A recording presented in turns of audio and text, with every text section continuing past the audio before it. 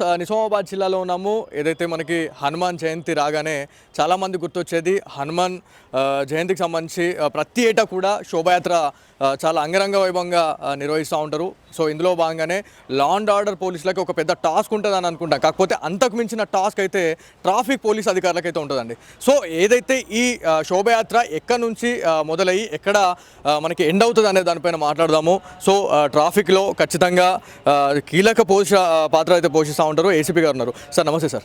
So ఈ శోభయాత్ర గురించి మాట్లాడుకుంటే ఎక్కడి నుంచి ఈ శోభయాత్ర స్టార్ట్ అవుతా ఉంది సార్? రేపు ఉదయం అందాదా 11 గంటల ప్రాంతంలో హనుమాన్ శోభయాత్ర ప్రారంభం అవుతుంది. అక్కడ నుండి కంటేశ్వర్ టీ జంక్షన్ దగ్గర టెంపుల్ ఉంటుంది కదా, ఆ టెంపుల్ దగ్గర స్టార్ట్ అయ్యి అది మీ సేవ నుంచి జిల్లా పరిషత్ నిర్మల హృదయ నుంచి శివాజీ స్టాచ్యూ నుంచి రైల్వే ఫ్లైఓవర్ నుంచి దేవి రోడ్డు నుంచి మమత నుంచి గాంధీ చౌక్ నుంచి Nehru park, Lakshmi medical hall నుంచి ఆర్ఆర్ చౌరస్తా వరకు ఈ శోభయాత్ర జరుగుతుంది. ఇక్కడ చాలామంది యంగ్స్టార్స్కి మీరు ఏం చెప్పాలనుకున్నారు అంటే కొన్ని వేల మంది ఈ శోభయాత్రలో పాల్గొనే వాళ్ళు ఉంటారు. సో ట్రాఫిక్ వైలేషన్కి క్రియేట్ చేసేందుకు కూడా కొంతమంది ఆకతాయిలు కొంతమంది అట్లా చేస్తూ ఉంటారు. సో అట్లాంటి వాటికి పాల్పడితే ఏమైనా చర్యలు ఏమైనా తీసుకునే అవకాశం ఏమైనా ఉందా? ముఖ్యంగా ఏంటంటే ఇది శోభయాత్ర ఒక మతానికి సంబంధించింది, కొన్ని సెంటిమెంట్తో కూడుకునే కాబట్టి యువకులు కూడా దీన్ని భక్తి శ్రద్ధలతో జరుపుకోవాలి.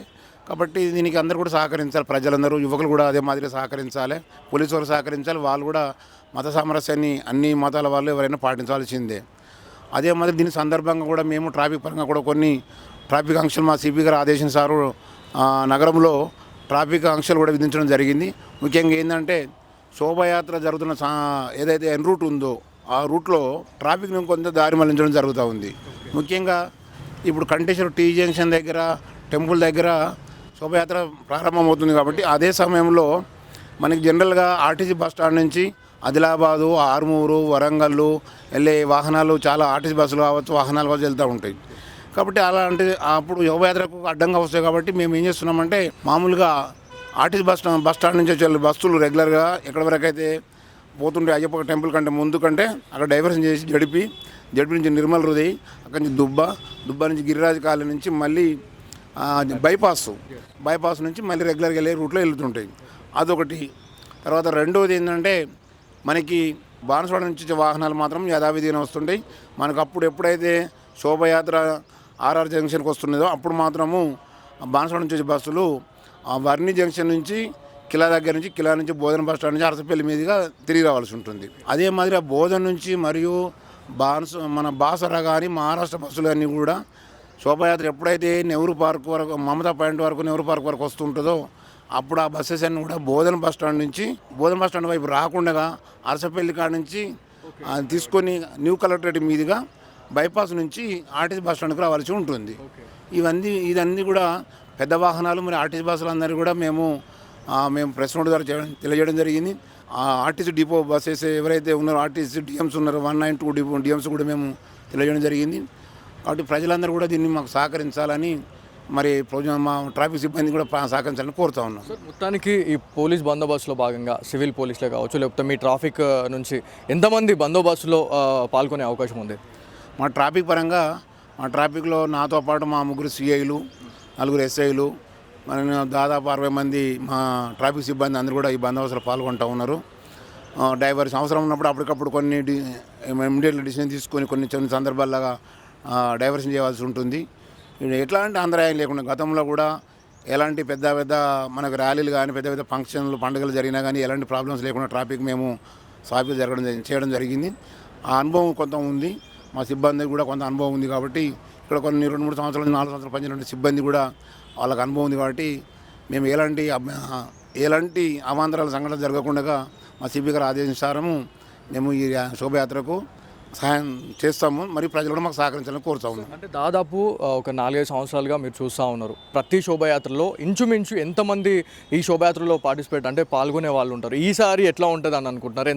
ఎన్ని వేల మంది ఈ శోభయాత్రలో పాల్గొంటారు? అంటే శోభయాత్ర దాదాపు వేలలోనే ఉంటున్నారు. మనకు తెలుసు దాదాపు నుంచి 10,000 వరకు శోభయాత్రలో కొంతవరకు వచ్చి డ్రాప్ అవుతారు, మళ్ళీ కొంతమంది యాడ్ అవుతూ ఉంటారు.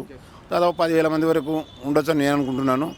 మరి వీళ్ళందరూ కూడా ఇంతకుముందు గతంలో కూడా ఎక్కడ మనకి ఎలాంటి సంఘటన జరిగిన సందర్భాలు అయితే ఏం లేవు. అంత సాఫీగానే జరిగింది శోభయాత్ర. ఇప్పుడు కూడా మేము ఈ శోభయాత్రను మేము సాఫీ చేస్తామని అనుకుంటున్నాము. మా సిపి గారు కూడా మా అందరికీ కూడా ట్రాఫిక్ పోలీసు కావచ్చు, మా లాండ్ ఆర్డర్ పోలీసు కావచ్చు, అందరికీ కూడా ఎప్పటికప్పటికి కూడా మాకు ఇన్స్ట్రక్షన్స్ ఇస్తూ ఉన్నారు. ఆయన ఇన్స్ట్రక్షన్స్ ప్రకారము మేము ఖచ్చితంగా ఈ శోభయాత్రను సక్సెస్ చేస్తామని మేము ఆశిస్తున్నాం. విషయం ఏంటంటే శోభాయాత్రలో కీలకమైనటువంటి విషయం ఏదైనా ఉందంటే ఒక 5 విగ్రహాలు భారీ విగ్రహాలతోని ఈ శోభాయాత్ర నడిపించడం జరుగుతూ ఉంది. మీరు కూడా స్పాట్స్కి వెళ్ళి అక్కడ విజిట్ చేయడం జరిగింది. ఎక్కడెక్కడ కరెంట్ తీగలు ఉన్నాయి, ఎక్కడెక్కడ ఎట్లాంటి సిచ్యువేషన్ ఉంది అనేది మీరు చూసారు. సో అక్కడ దాని గురించి మీరు ఏం చెప్తారు? ఎలక్ట్రిసిటీ డిపార్ట్మెంట్లు కూడా ఆ రూట్లో ఎక్కడైతే ఎలక్ట్రికల్ వైర్స్ తాకుతాయి అనుకున్నప్పుడు అక్కడ కరెంటు బంద్ చేస్తూ ఉన్నారు. ఆ టైంలో కొన్ని సందర్భాల్లో కట్టే పెట్టి కొంచెం లేపుతూ ఉన్నారు విగ్రహాలకు టచ్ కాకుండా. కరెంటు లేకుండా ఉంటే ఎవరికి కూడా ఇబ్బందికరంగా లేకుండా ప్రమాదం జరగకుండా ఉంటే మరి మున్సిపాలిటీ వాళ్ళకి కానీ ఎలక్ట్రిసిటీ డిపార్ట్మెంట్ కానీ వాళ్ళు కూడా ఇన్స్ట్రక్షన్స్ వాళ్ళ పై అధికారులు ఇచ్చి ఉంటారు. కాబట్టి ఎలాంటి అవాంఛనీయ సంఘటనలు జరిగాయని అనుకుంటున్నాం. మొత్తానికి ఎన్ని వేల మంది పోలీస్ బందోబస్తు అనేది మీరు నిర్వహించబోతా ఉన్నారు? లాండ్ ఆర్డర్ పరంగా ట్రాఫిక్ పరంగా ఒక 500 మెంబర్స్ ఈ నగరంలో పోలీస్ సిబ్బంది అందరూ కూడా పాల్గొంటారని అనుకుంటున్నాం. సార్, ఇది మొత్తానికి నిజామాబాద్ జిల్లాకి సంబంధించినటువంటి ఏదైతే శోభయాత్ర హనుమాన్ జయంతి అనగానే చాలామంది గుర్తొచ్చేది హనుమాన్ జయంతికి సంబంధించినటువంటి శోభయాత్ర అంగరంగ వైభవంగా జరుపుకోవాలి అనే ఒక సంకల్పంతో దాదాపు ఒక 15 సంవత్సరాలుగా ఇదంతా కూడా చేయడం జరిగింది. ఒక 10-15 మందితోనే ఒక చిన్న విగ్రహంతో మొదలైనటువంటి ఈ శోభయాత్ర ఇవల్ల దాదాపు కొన్ని వేల మంది ఇలా నిజామాబాద్ నలుమూలల నుంచి కూడా చాలామంది హనుమాన్ భక్తులు ఎవరైతే ఉన్నారో, దాంతోపాటు శ్రీరాముని భక్తులు ఎవరైతే ఉన్నారో ప్రతి ఒక్కరు కూడా ఇక్కడికి వచ్చి అయితే ఈ శోభాయాత్రలో పాల్గొంటా ఉన్నారు అని చెప్పి తెలుసా ఉంది. సో ఏదేమైనప్పటికీ ట్రాఫిక్ నియమ నిబంధనలకు సంబంధించి కావచ్చు, దాంతోపాటు ఆ రూట్ డైవర్షన్స్ ఎక్కడెక్కడ ఉన్నాయనే దానిపైన అయితే క్లియర్గా ఒక ఇన్ఫర్మేషన్ అయితే వచ్చిందని అనుకుంటా ఉన్నాను. సో ఏదైతే రేపటి విషయంలో మాట్లాడుకుంటే హనుమాన్ జయంతి శోభాయాత్రకి సంబంధించి ప్రతి ఒక్కరు కూడా చాలా శాంతియుతంగా జరుపుకోవాలని చెప్పేసి పోలీస్ అధికారులు అయితే చెప్పడం జరుగుతూ ఉంది.